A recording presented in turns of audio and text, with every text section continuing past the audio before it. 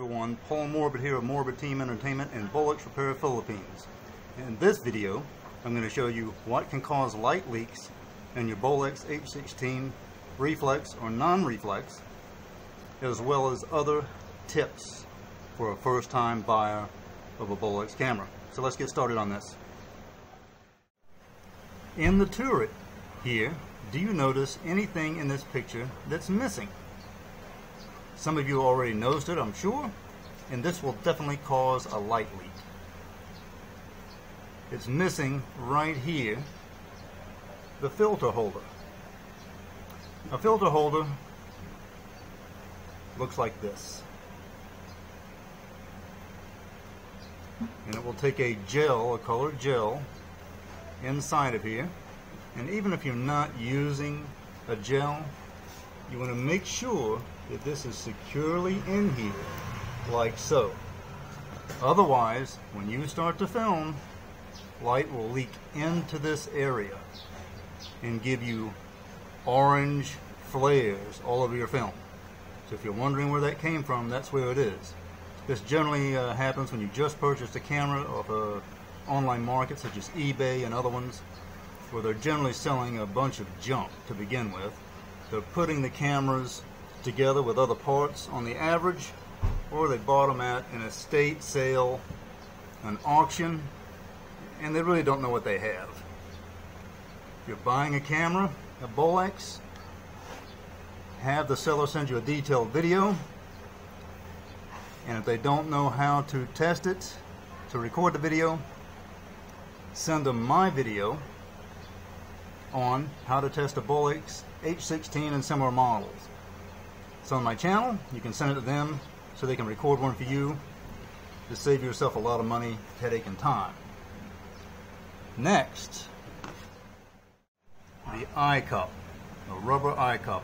Make sure you have one of these on your Bolex. If you don't and you start filming, then the reflection of your eyeball will end up on your developed film. I kid you not, it will do it.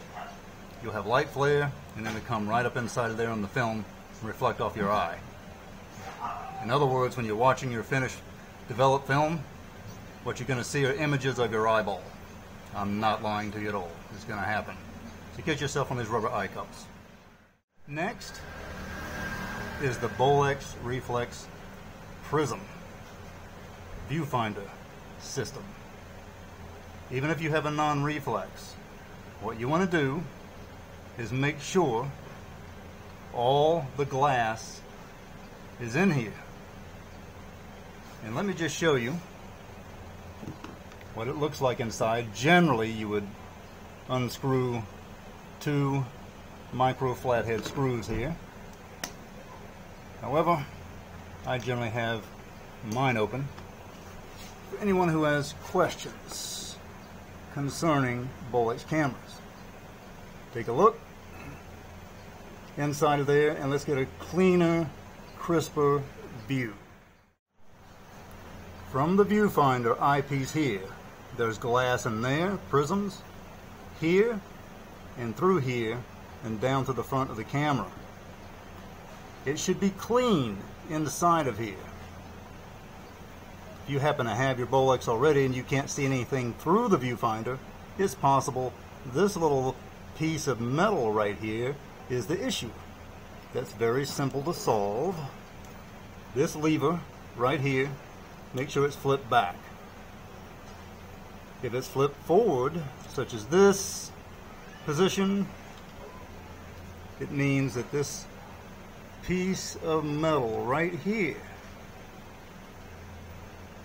is blocking light from the viewfinder. This is used in different types of filming so that light will not escape into the viewfinder and cause any issues during filming. So again, when filming and you can't see anything through the viewfinder, possibly flip it back. Just like so, and you're fine. As a matter of fact, I'll show you what's going on in here.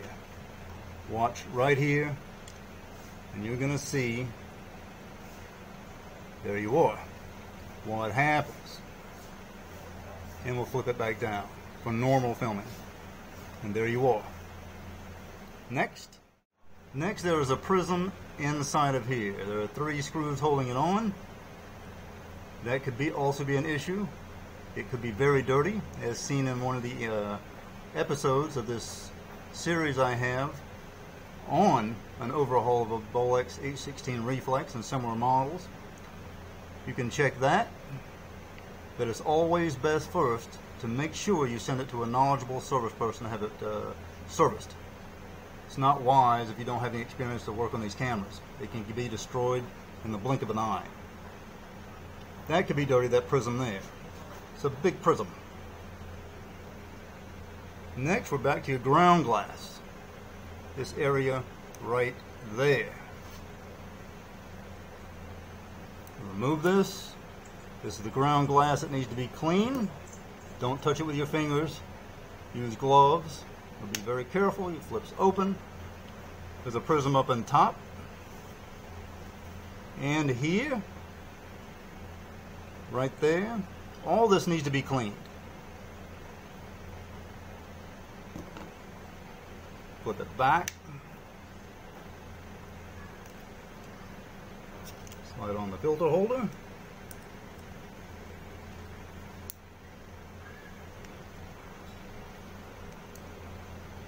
Just like so. Next, you want to open the door. To do so,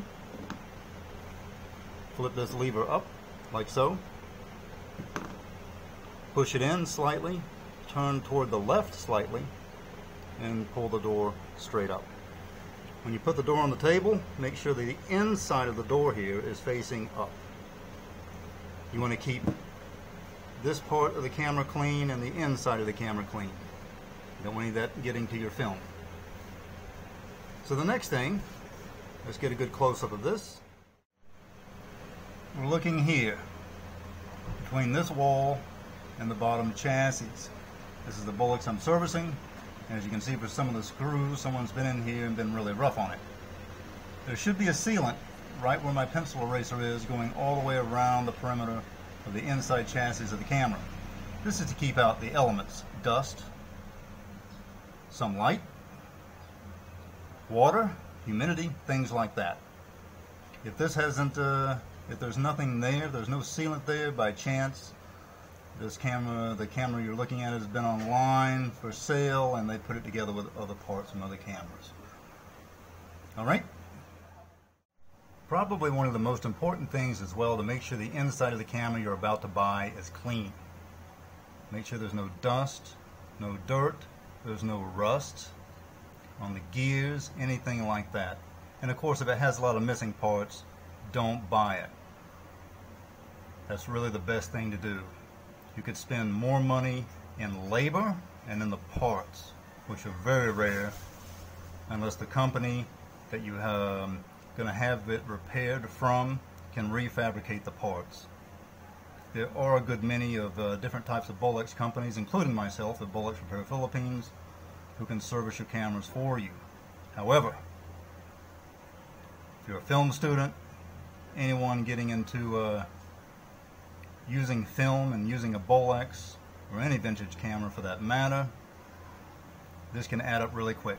And also a very good point here is, the minute that you get your Bolex in, from wherever you buy it, it's going to need a CLA, clean, lubed, and adjustment, because the old lubricants within have collected inside.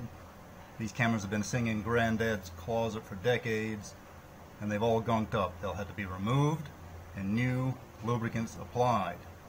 I have several other videos explaining this deeper. Do check them out on my H-16 overhaul series. Moving on.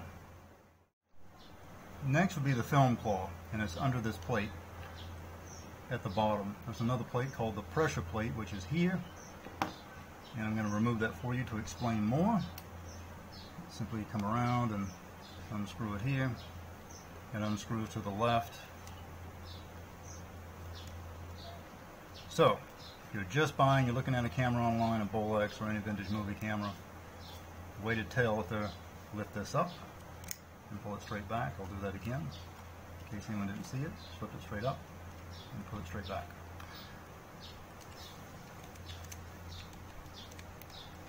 You want to make sure that if this thing is, the camera you're about to buy is missing a lot of parts, it's financially unwise to purchase it.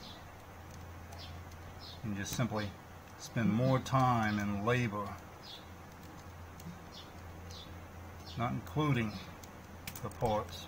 See? Pressure plate lifts right up like that. Okay. You look really close here and here.